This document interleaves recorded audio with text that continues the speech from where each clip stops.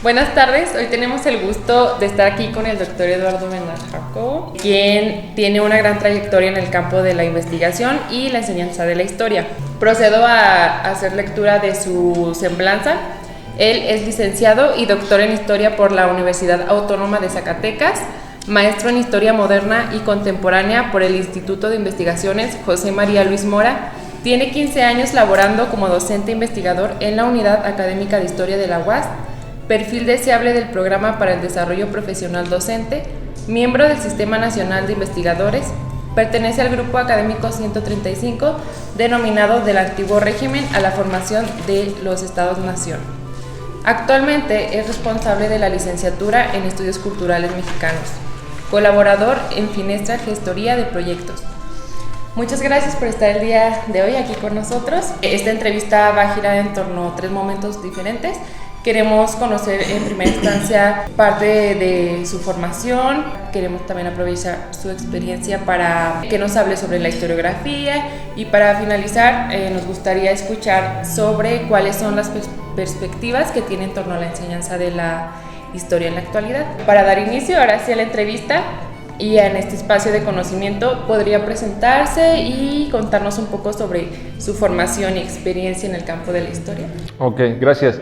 Antes que nada, por supuesto, pues gracias por la invitación. Para mí siempre un gusto charlar con estudiantes que están relacionados con el campo de la historia y la enseñanza de la historia. Pues efectivamente yo tengo dedicándome a este asunto de la historia casi 30 años. Yo estudié en la licenciatura de Humanidades, cuando era la Facultad de Humanidades aquí en la UAS, en la generación 94-99.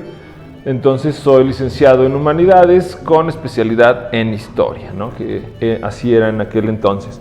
Después de ello, pues me fui a hacer la maestría al Instituto Mora y luego ya hice el doctorado aquí mismo en la universidad, ¿no? Hace 15 años, precisamente ahora en agosto de 2023, se cumplen 15 años de que yo empecé a trabajar también como docente en la licenciatura en Historia, ¿no?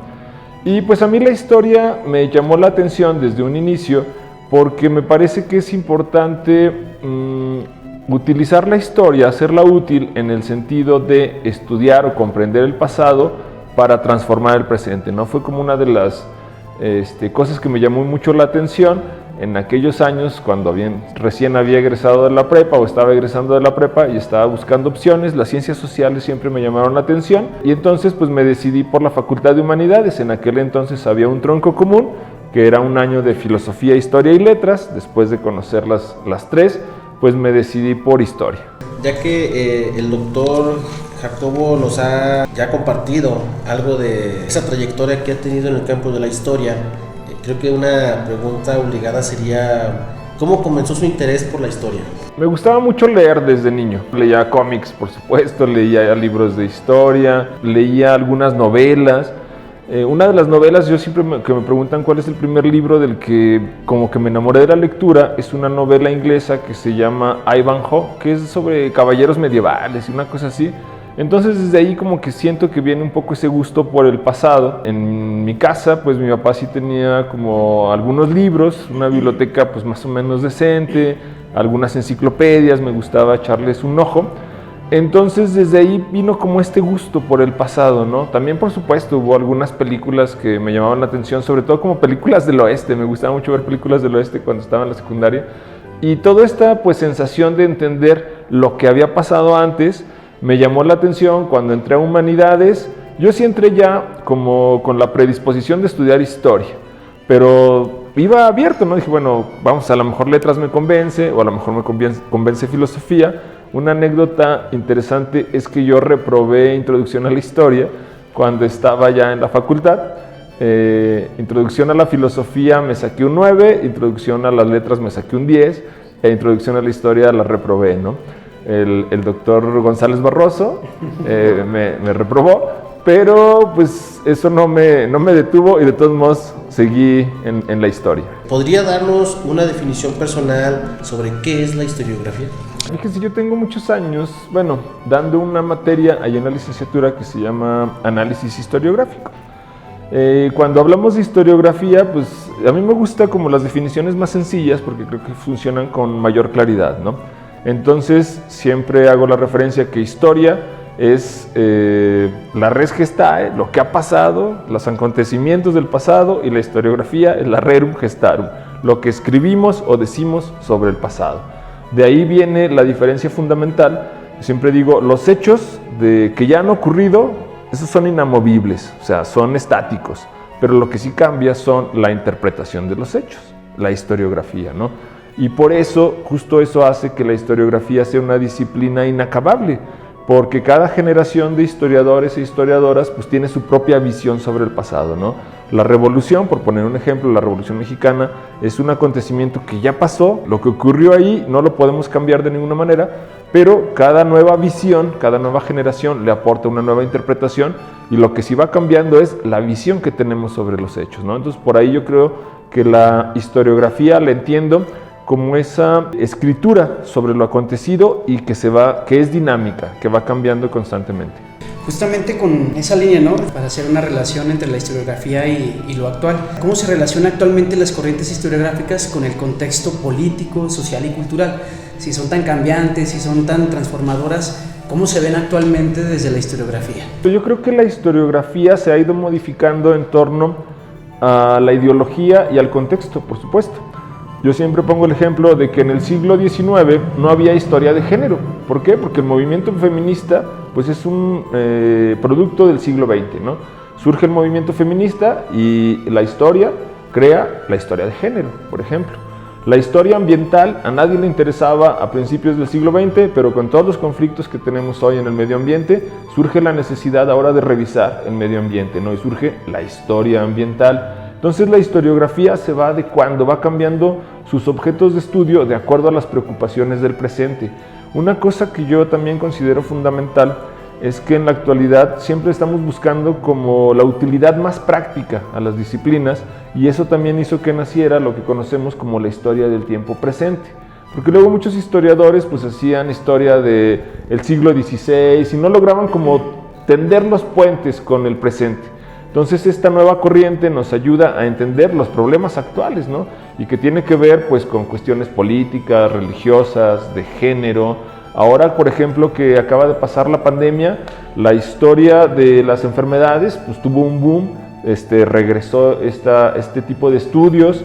Por ejemplo, Michel Foucault se volvió a poner muy de moda por todo este rollo que él tiene de analizar cómo la peste negra reconfiguró una sociedad, entonces regresamos rápidamente, ¿no? Entonces es algo que a mí me gusta mucho de la historia, que se va adecuando a los acontecimientos presentes. Yo por eso en las ferias educativas o en las exporientas, siempre cuando me toca estar en el stand, siempre digo que la historia no es la carrera del pasado, es la carrera del futuro, ¿no? Nos sirve para modificar el futuro. La duda es aquí, debido a esas nuevas corrientes que se van gestando según la realidad, según el contexto, ¿se podría decir que hay historiografías más relevantes que otras, hay estudios más importantes que otros, o no se puede hacer eso desde la historia y la historiografía? Claro, yo tengo la idea de que no se trata de que haya una más relevante que otra, sino que tiene que ver con el tipo de problemas que tratan de resolver, ¿no? No podríamos decir la historia política es la más importante, o la historia cultural, o la historia económica. El asunto es que traten de resolver todas problemas contemporáneos, ¿no? Creo que por ahí tendría que ir la idea, porque a final de cuentas la realidad es tan compleja que no la podemos aprender desde una sola de las corrientes historiográficas, ¿no? Entonces siempre me parece que es importante, además, la convivencia, y una cosa que siempre me gusta destacar es la necesidad del trabajo en equipo. Porque cuando un solo historiador se aventura a estudiar un tema, pues vamos a ver solo una pequeña porción, una pequeña parcela de la realidad, ¿no?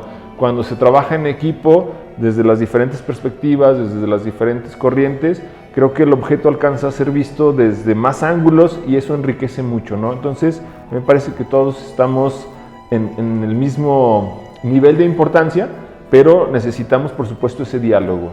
Ahorita, como que nos acabas de decir en cuanto a la historia, ¿cuál es la importancia de la interpretación de la historia? Es fundamental tener en cuenta que siempre cito aquí a uno de mis santos patrones de la historiografía, que es José Gauss, y José Gauss decía que la objetividad es imposible, y si fuera posible no sería deseable. ¿Por qué? porque lo que le da sabor a la historiografía justo es la interpretación. Y entonces tiene que ver con el contexto de cada historiador. Hay otro teórico de la historia que se llamaba Edward Carr, que decía que todos los historiadores cojean de algún lado. O sea, si el historiador no cojea, es porque no anda. Entonces todos partimos de nuestras filias y fobias para entrarle a algún tema. Desde que elegimos el mismo tema ya estamos haciendo explícita nuestra subjetividad, ¿no? Entonces la interpretación es fundamental, pero hay que conocer y reconocer esas subjetividades del historiador, ¿no? Porque luego cuando pretendemos nosotros decir que somos objetivos, en realidad nos engañamos a nosotros mismos y tratamos de engañar al lector. Hay historiadores, por ejemplo, como Carlo Ginzburg, que a mí me gusta mucho porque él hace explícita su subjetividad, ¿no? Él dice, bueno, yo estudio los grupos subalternos porque yo pertenezco a un grupo subalterno, porque yo era un judío, hijo de padres judíos en Italia durante la Segunda Guerra, fuimos perseguidos y entonces eso genera en mí una empatía natural a los perseguidos en la historia, ¿no? Me parece que la mejor forma de resolver el problema de la subjetividad es haciéndola explícita. Exactamente. En este caso, profe, ya que usted tiene esta experiencia, nos gustaría también saber cómo influyen estas corrientes historiográficas en la manera en que se enseña la historia en las escuelas, desde un papel de docente. Claro, ahí el asunto es que vamos a llevar esa subjetividad a nuestras clases. Por ejemplo, a mí me gusta más la historia política. Y decíamos ahorita en la pregunta anterior, pues que sí es más importante la historia política. A mí me gustaría decir que sí, pero no es cierto. O sea, es lo que a mí me gusta y es de lo que yo hablo, y yo hablo de periodos específicos que son los que yo he trabajado. Y entonces cada historiador o historiadora, o quien se esté frente a un grupo enseñando historia, pues va a acabar hablando de sus filias y fobias. Eso es fundamental, ¿no? La responsabilidad ética de quien da clase es ser consciente de esas filias y fobias, porque lo peor que podríamos hacer es tratar de negarlas, ¿no? Más bien hay que reconocerlas, decir, bueno, es que a mí me gusta, yo soy fan de Iturbide, por ejemplo, ¿no? Entonces sé que voy a acabar hablando de Iturbide. Entonces hay que tratar de mostrarle a los alumnos, a los estudiantes, varias versiones. Yo creo que la mejor forma de enseñar historia es dar varias versiones del mismo hecho y contribuir a que el estudiante genere su propia conciencia histórica. Ya que se aborda esto de las influencias, su relevancia, también nos gustaría saber qué tan complejo es entonces este proceso de entender y hacer historiografía. Es un proceso hermenéutico, me gustaría decir. ¿Por qué? Porque tiene que ver con el sentido de los acontecimientos, encontrar el sentido de lo que ya pasó, pero la hermenéutica implica autoconocernos, es decir, ver cuáles son nuestras filias y fobias como investigadores, como docentes, y no es fácil, efectivamente. Creo que una de las cosas más complejas no es conocer el pasado, sino conocernos a nosotros mismos y decir, bueno, ¿por qué estudio este tipo de acontecimientos? ¿Cuáles son mis motivaciones? Eso implica una reflexión profunda hacia adentro, y eso en ninguna disciplina es fácil, ¿no? Entonces a mí me parece que es un proceso largo, complejo. Han sido historiadores e historiadoras importantes quienes han logrado comprenderse a sí mismos y explicarnos desde ese horizonte hermenéutico, vamos a decir, su interpretación de la historia, ¿no? Entonces, la historia no es una disciplina fácil, porque luego a veces se piensa, decir, pues, le googleo en Wikipedia lo que pasó y lo pongo y eso es hacer historia, pero no, la historia va acompañada, el plus de la historia es la interpretación precisamente, ¿no?, de quien la investiga, y esa no es una labor fácil. ¿Cuáles considera que son los elementos principales para que se reconozca un autor o una obra dentro de alguna corriente historiográfica?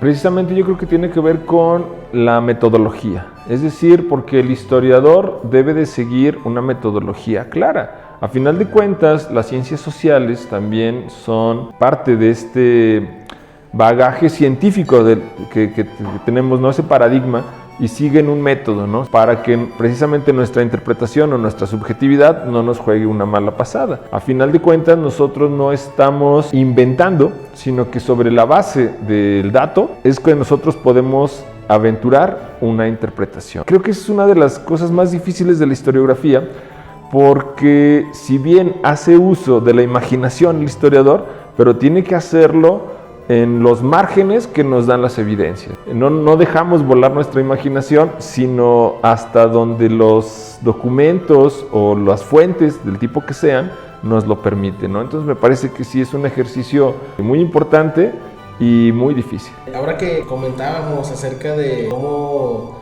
han surgido muchas corrientes historiográficas, como lo mencionaba usted ahorita, de la historia de las enfermedades, ¿usted considera que existen en la actualidad otras corrientes historiográficas emergentes que puedan ser abordadas o que estén comenzando a ser abordadas, y como cuáles serían? Ahorita en esta época de la información, de las redes sociales. Existe precisamente en este contexto esta historia digital que también es muy importante, y hay una cosa que aquí voy a aprovechar este foro para expresar mi preocupación con las inteligencias artificiales, o sea, que hemos visto ese boom este año, este 2023, y yo les decía a mis estudiantes de la licenciatura que pues yo empecé a usar los chats estos de inteligencia artificial, las preguntas, ¿no? Por ejemplo, ¿qué es la historiografía? Y ya pues te saca así una respuesta, ¿no? A mí me parece que estamos ante retos interesantes y que nos deben de llevar a nuevas formas de entender el pasado, ¿no? Entonces me parece que esta historia digital, hay muchas todavía lagunas historiográficas en el caso mexicano.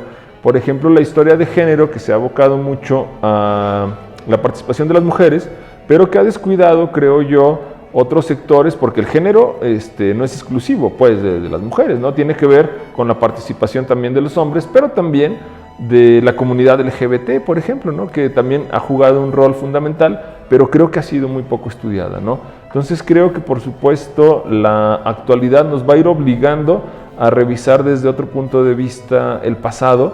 Nuestras nuevas fuentes serán los tweets, serán los posts de Facebook.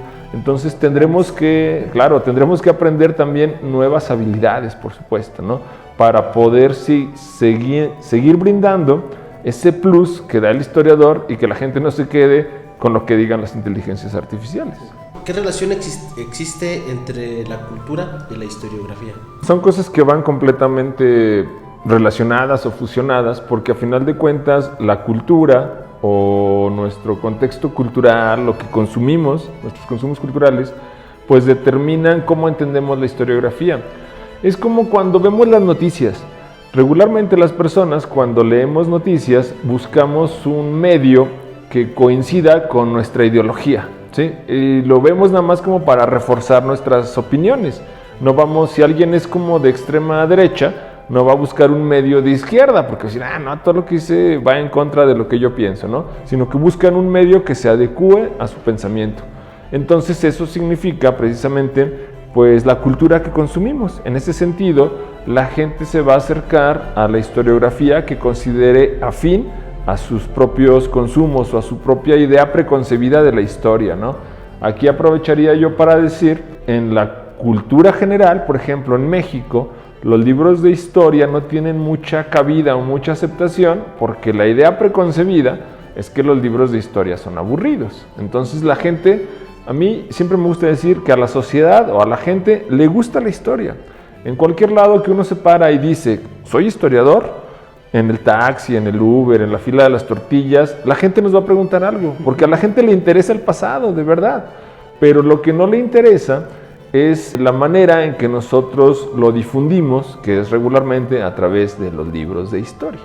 Siguiendo esta parte de las nuevas corrientes historiográficas y del contexto cultural, pero ahora sí centrado aquí en Zacatecas, ¿cuáles son las nuevas corrientes que están apareciendo en Zacatecas, historiográficas? ¿Cuáles son lo que se está trabajando aquí en Zacatecas? Nuevo.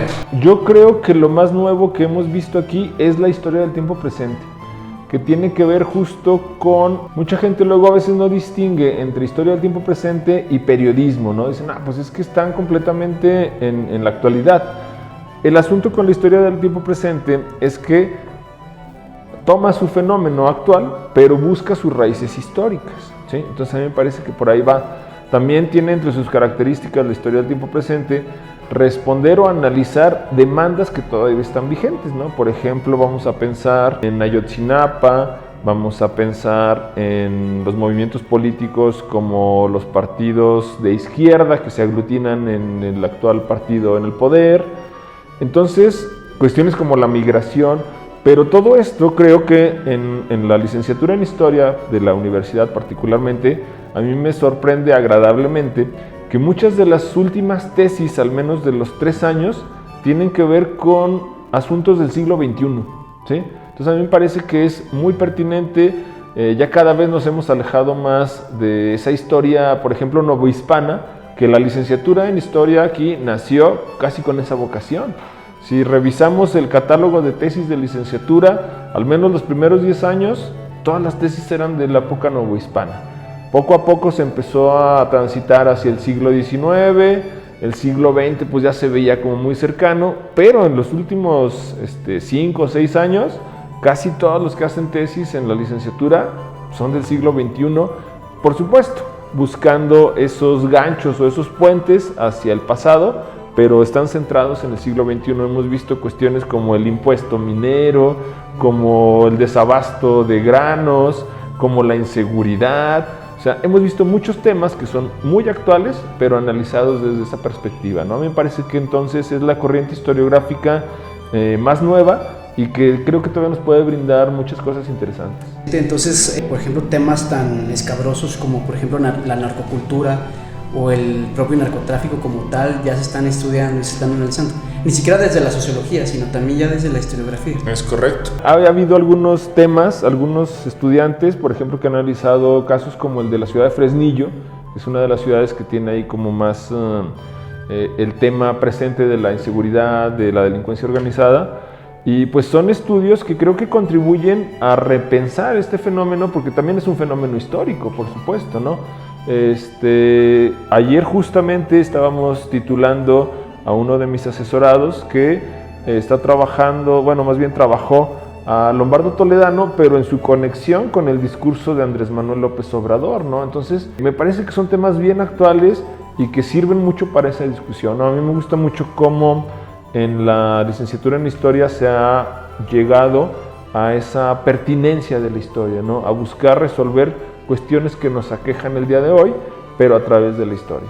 Bueno, ahorita vamos a cambiar un poquito la dinámica para pasar a otra partecita.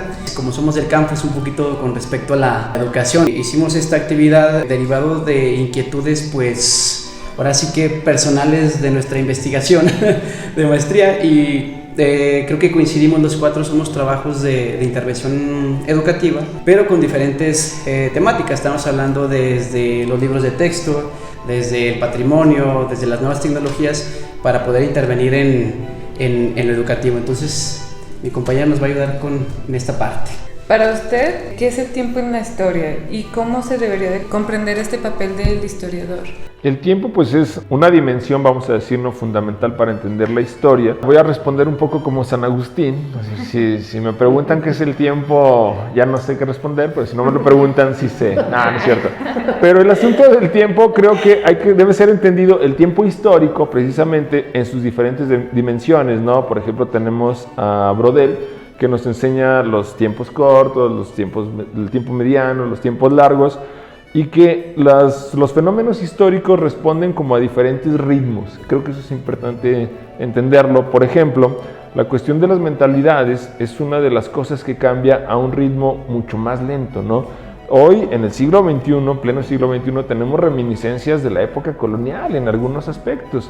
Hay cosas como la política que cambian a ritmos, vamos a decir, medios, ¿no? La economía se mueve a ritmos mucho más apresurados. Entonces creo que hay que tener la capacidad de enseñar a nuestros estudiantes que el tiempo no es una dimensión estática, sino que el tiempo histórico funciona de acuerdo a la perspectiva historiográfica que lo queremos trabajar. De acuerdo a esto que nos está diciendo, y usted en su papel de historiador, ¿qué ha logrado percibir en el ámbito educativo? ¿Qué cambios ha visto en el diseño de los libros de texto? Creo que los historiadores profesionales poco a poco se han ido involucrando más en la elaboración de los libros de texto, que eso es fundamental, porque regularmente se les dejaba ese papel pues como a los pedagogos, por ejemplo, ¿no? Y últimamente los libros de texto, al menos en lo que va del siglo XX, pues han tratado de tener una perspectiva diferente.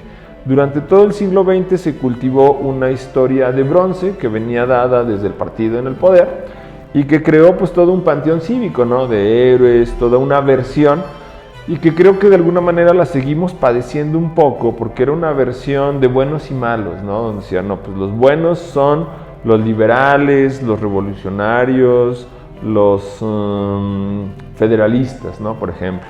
Y los malos pues son los conservadores, los centralistas y los antirrevolucionarios. Creo que en el siglo XX se da ya una apertura mayor, se han integrado algunos temas como el 2 de octubre, por ejemplo, que era un tema tabú en el siglo XX. Digo, hoy tiene algunos párrafos en algunos libros de texto de primaria, pero al menos ya se menciona. Cuando se habla del tema de la independencia, ya se ve como un proceso transatlántico donde se habla de lo que estaba pasando en España. Ya no es una explicación tan simplificada, ¿no?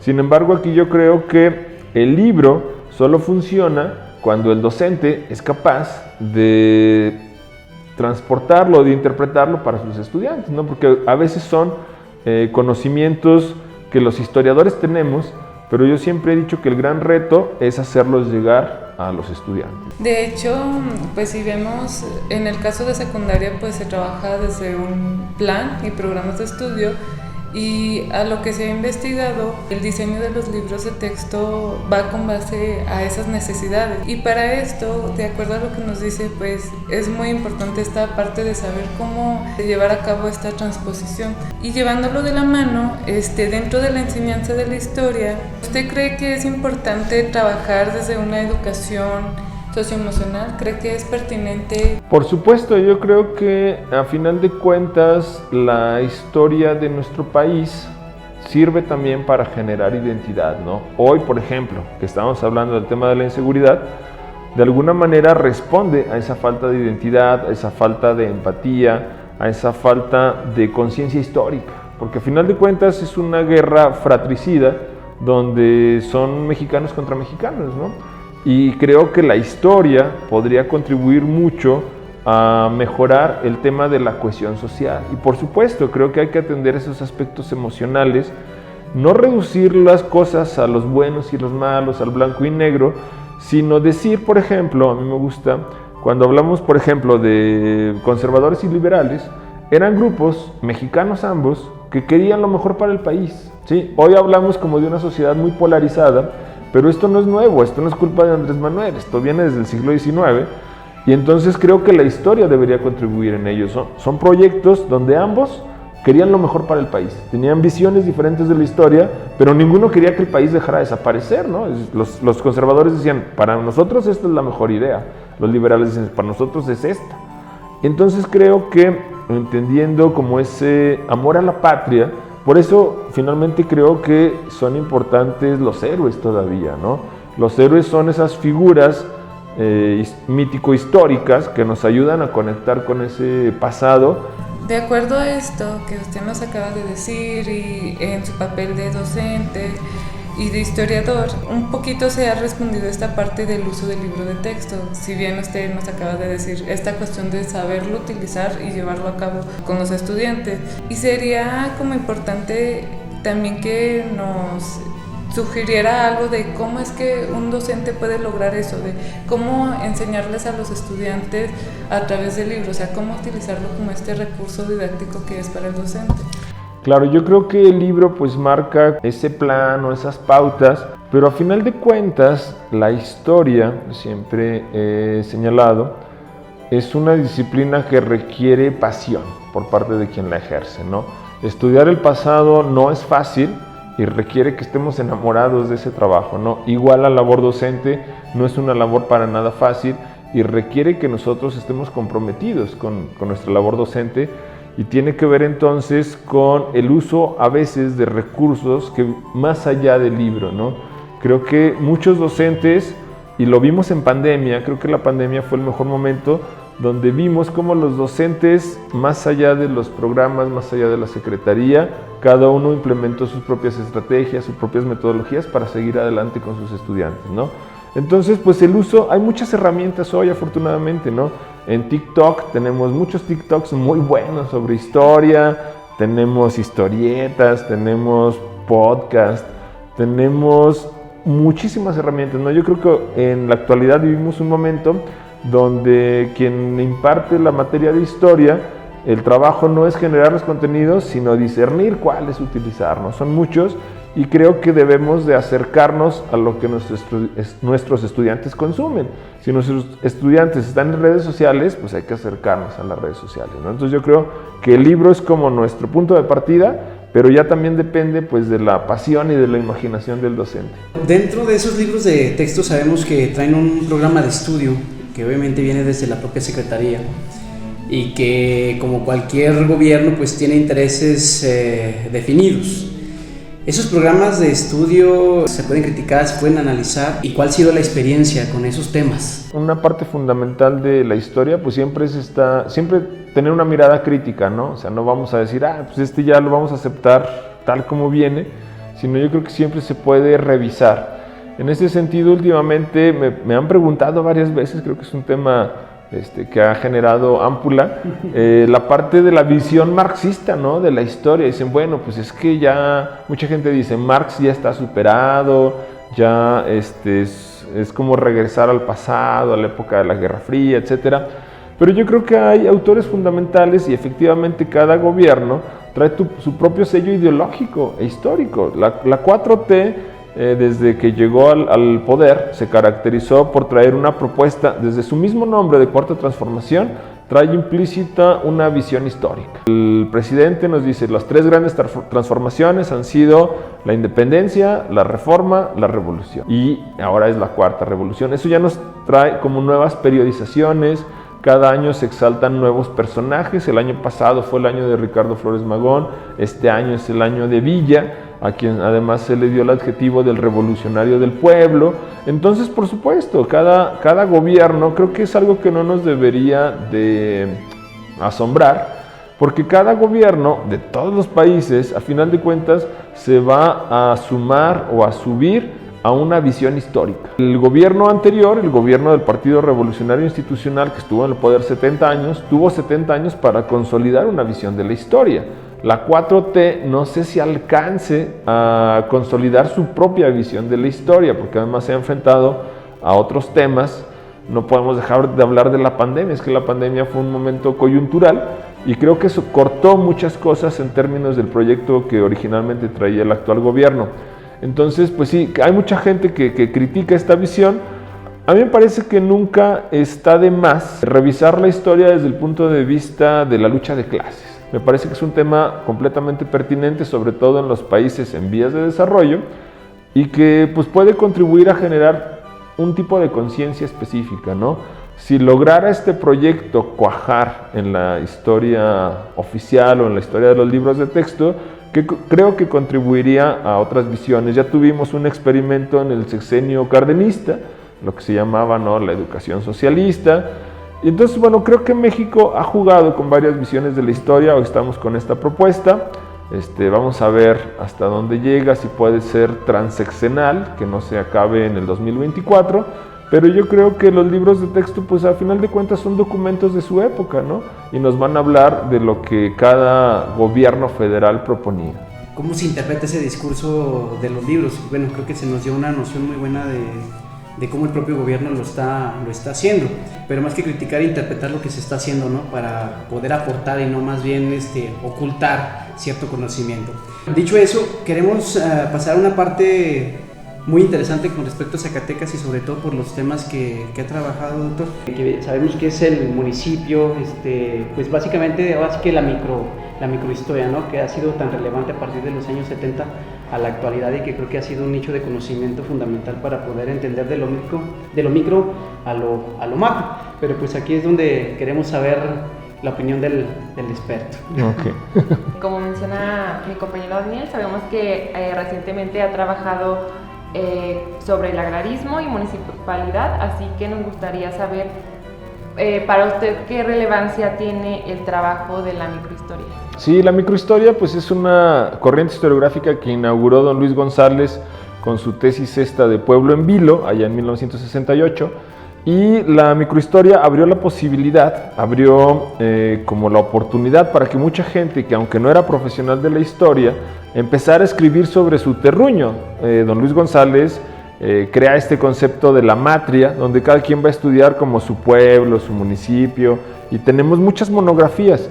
Un asunto importante aquí que hay que resaltar es el tema de la profesionalización de la historia, que si bien la historia como profesión se inaugura en México en 1940, en Zacatecas en específico llega hasta 1987.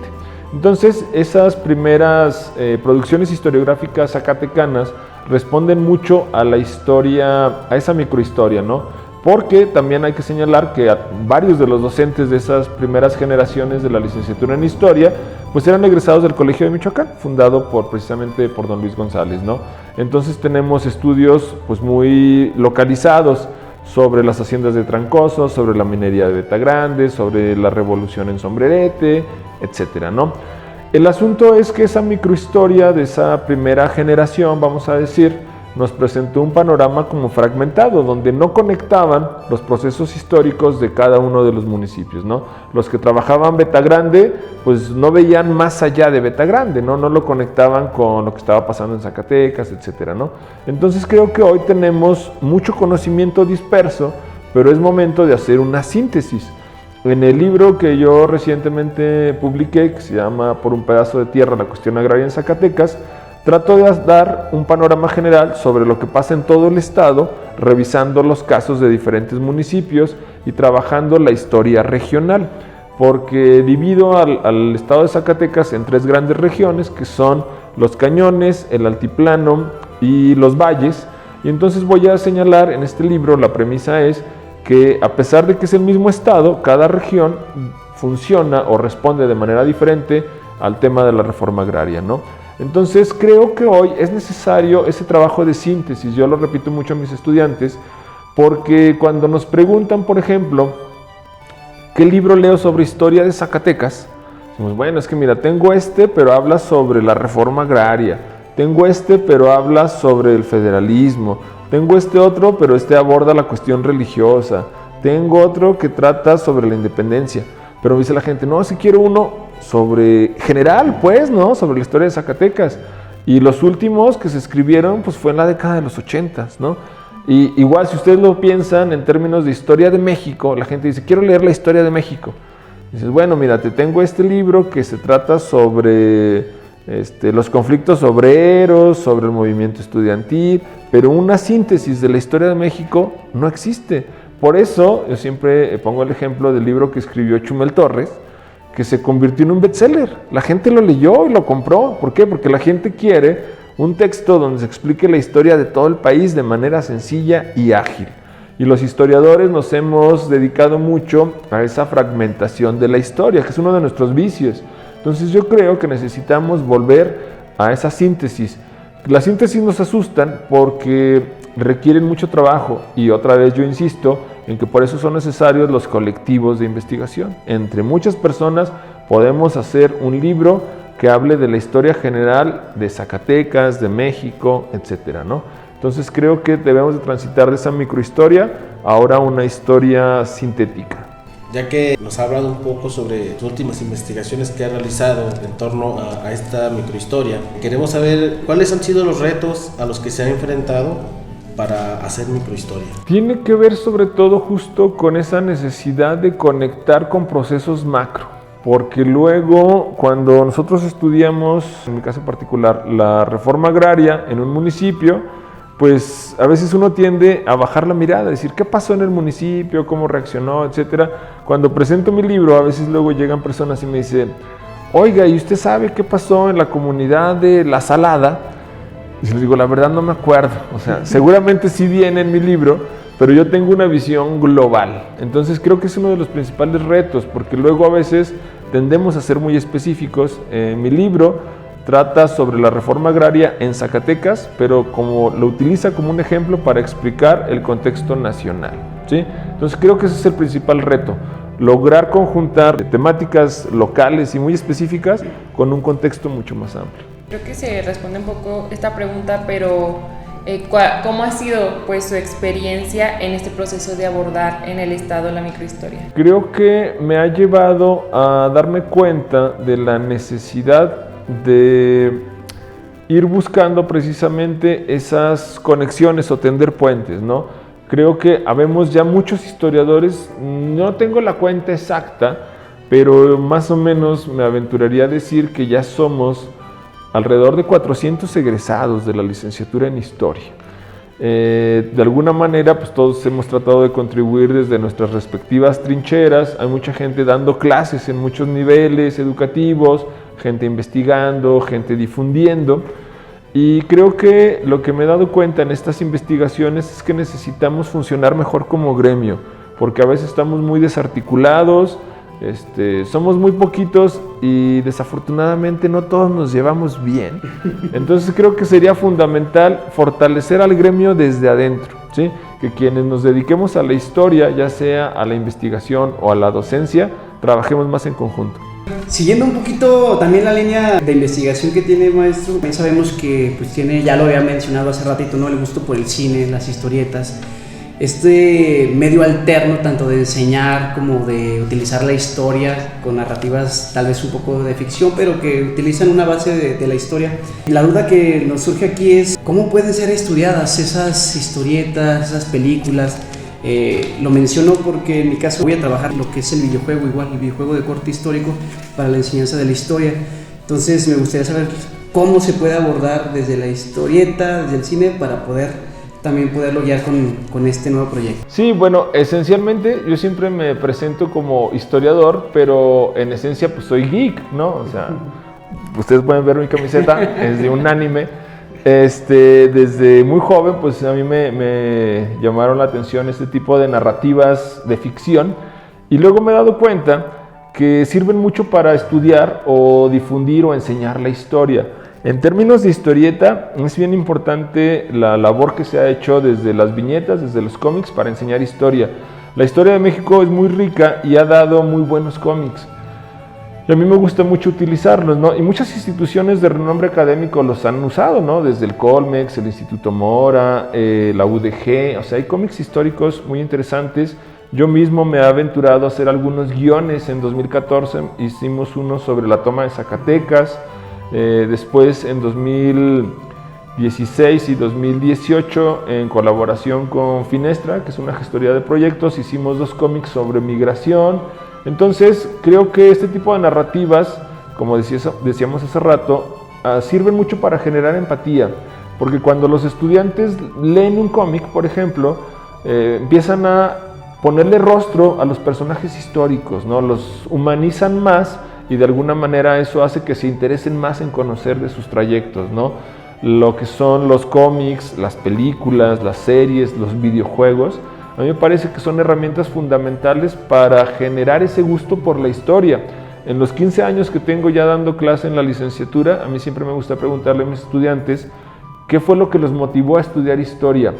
Y yo me atrevería a decir que del universo de estudiantes a quienes les he preguntado, al menos el 20% llegan motivados por un videojuego. ¿Sí? Me dicen, no, pues es que yo jugaba Age of the Empires, yo jugaba Assassin's Creed, yo jugaba, etcétera, ¿no? Hay muchos juegos que tienen corte histórico, que a veces es, por supuesto, ficticio o contrafactual, pero que nos ayuda a ese gusto por el pasado. Y además, luego hay mucha gente que dice, estos juegos como bélicos, como Medal of Honor o Call of Duty, dicen, no, pues que me gusta saber qué hubiera pasado si hubiera ganado otro bando en la guerra, etcétera. Pero para que esto le agarremos como emoción, tenemos que partir de la premisa de lo que en realidad pasó. Entonces a mí me parecen bien interesantes estos juegos. Creo que hace falta videojuegos históricos para México. Tenemos una historia muy rica.